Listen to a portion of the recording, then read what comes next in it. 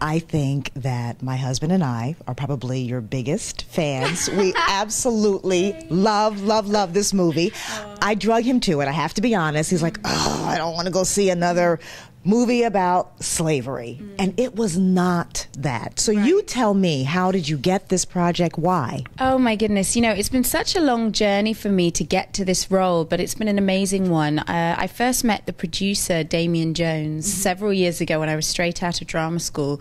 And he told me about the postcard of the painting. And this painting that had, you know, come from the Mansfield family was up in Scotland, and it had an exhibition at Kenwood House.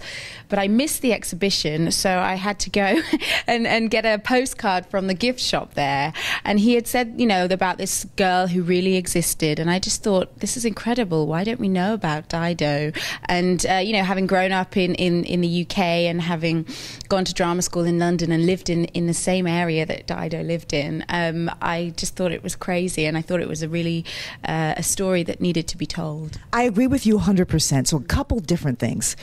When you were in that role, how real was that for you? I felt it every step along the way in terms of the tension of being brought up in this wealthy family. And when it got to the point where she was older and could not engage in the privilege of her white counterpart, how did you feel like that as an actress, as an African, well, not an African American, but as a black woman? How did you feel about that?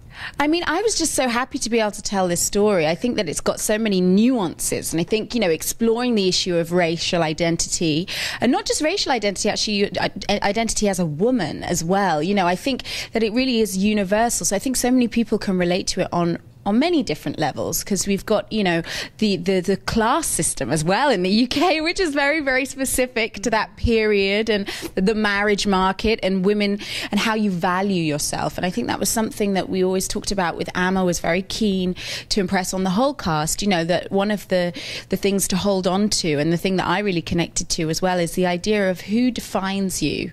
Is it society or is it yourself? And I think that is a really empowering message, you know, in terms of being authentic to who you really are. I'm so glad that you mentioned that. Last night, my show was called A Woman's Worth. And here in Atlanta, 2 hours of live radio discussing what it means to be worthy. So now that you have walked into this role and have done this project, how do you define a woman's worth, value? Wow. I mean, you know, for some people it's a life's work, but for me, you know, I think it's about listening to your instincts. And if you can't hear your instincts, doing whatever you can to engage them, and really being true to yourself. You know, I mean, one of my favorite quotes from Shakespeare that, you know, I played Ophelia for about 6 months a couple of years ago, and I used to hear this line again and again and again on stage, and I was just like, this is it. It's this above all, to thine own self be true. And for me, I always come back to that, you know, as an actress, you know, in a role, and also just in life. I just think it's a great motto to hold on to, because, you know, in this day and age, there's so many influences in the media and social media, and just our image obsessed society. I think it's important just to kind of, you know, recontact who you are whenever you can. So, you know, it was interesting to me that in the movie, though, your beauty, her beauty, it never really kind of played a role. And why not? I guess is my question.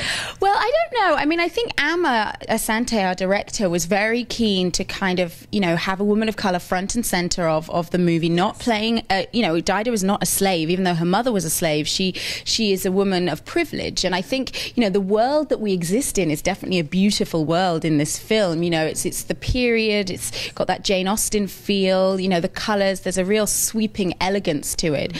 And for me, I think, you know, that's the question of beauty, is how people see Dido as well, because, you know, to begin with, she can't see the beauty in herself. She, you know, and I think she goes on this journey of self-discovery to be able to look in the mirror and feel comfortable with what she sees. And I think, you know, various characters throughout the film, you know, there's a big love story in the film, obviously a romantic love story, and there's also the love story of a father to a daughter with Tom Wilkins's character, even though he's not actually her biological father.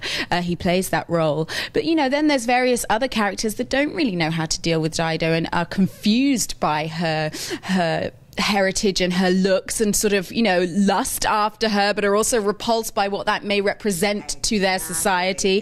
So I think it draws in a lot of kind of conflicting emotions, and ultimately I think when Dido kind of has the sort of evolutionary moment to stand up for herself is once she has sort of been able to be comfortable in her own skin. You know, one of the best scenes at the lake when the to-be brother-in-law possibly assaults, but it's not an assault that's really violent, but I so felt that as an actress, because once again, this is totally not my realm.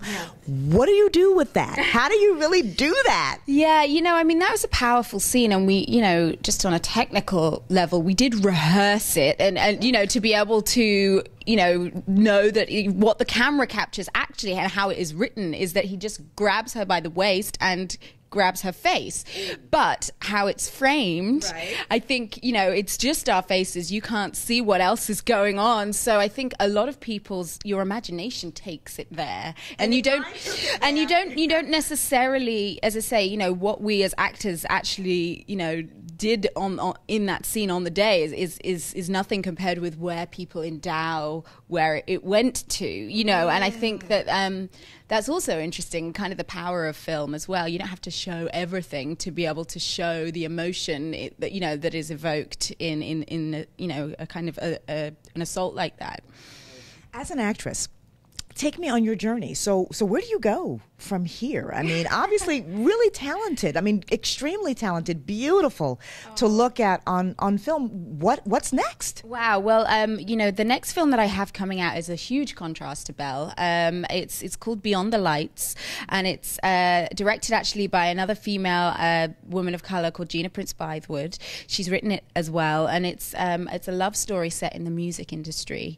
So it's very, very contemporary. Are you a groupie? No, I play the pop star, I guess, a singer called Noni Jean, and it's basically you know, about her and her sort of this toxic mother-daughter relationship that she has with her manager, this momager figure, if you like, and how my character kind of wins this, you know, massive Grammy award and has been groomed into this very sexualized pop princess from a very young age, and then she wins this huge award and tries to commit suicide. And so that's kind of the beginning of the story. And I mean, even though it sounds very dark, it's actually a very romantic story also in a contemporary way, because she gets rescued by a police officer who's played by Nate Parker, and then kind of ensues a kind of sort of forbidden love romance between the two of them, because they're from such different worlds, and she's able to kind of evolve, you know, like Dido, but in a very different context, to find her voice. Oh my gosh. So do I hear themes of Black producers and directors? Am I hearing something in terms of your stance and professional? Well, I mean, these two projects particularly, I have to say, following one on from the other, definitely explore the themes of identity for sure. And I think, you know, female directors is something, you know, that's been coming my way. I actually just wrapped another movie with another female director called Courtney Hunt, who was Oscar nominated for Frozen River. And you know, that's a completely different story. That's a legal drama. So and I play a second chair defense attorney in that one. So for me, you know, I love to work on stories that, you know, do have great meaty female roles. I think, you know, they're few and far between, but when you find female writers and female directors that are really passionate about telling those stories, I love to collaborate with them on that.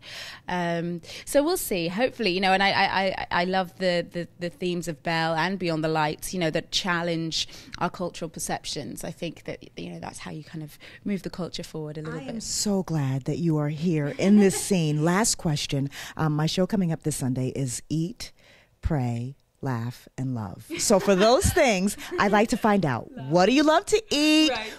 Do you pray? Right. What makes you laugh? And how do you love? Oh, wow. I mean, I love that book, by the way. I thought you were going to say Eat, Pray, Love. I actually read... have laugh in there too. Yeah, I actually read that book when I first moved to Los Angeles, and it was such a lovely companion book to have around. What do I love to eat? Yes. Oh, my God. I love to eat, local foods wherever I go. I've been traveling. I was just working in New Orleans for 5 weeks, and that's kind of killer because the food is so amazing. And I was so I love to eat that. I love like what's local. I love fresh fish, which we had a lot of fish there and a lot of shrimp, a lot of fried food. I try and stay away from fried food, but yeah, I love to eat local and cultural food if I'm traveling. Mm-hmm. What was the other one? Praying. You know what? I don't really pray so much. I guess I do meditate. I've been trying to start meditating, the last couple of years. And I do a lot of yoga. So I do have a kind of spiritual practice for myself, and trying to kind of stay centered through that. So I guess that's my kind of spiritual center. What makes you laugh? Oh my gosh.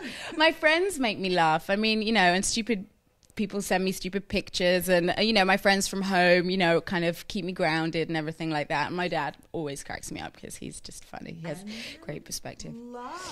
Love. Oh my gosh, how do I love? I mean, I try and bring sort of a loving energy into any experience and interaction. I think it's it's all around. It's who we are. So and then the stories I tell, I love to tell love stories like Belle, I'm a real romantic at heart. So, Belle and Beyond the Lights are very much, romantic love stories. So that's fun.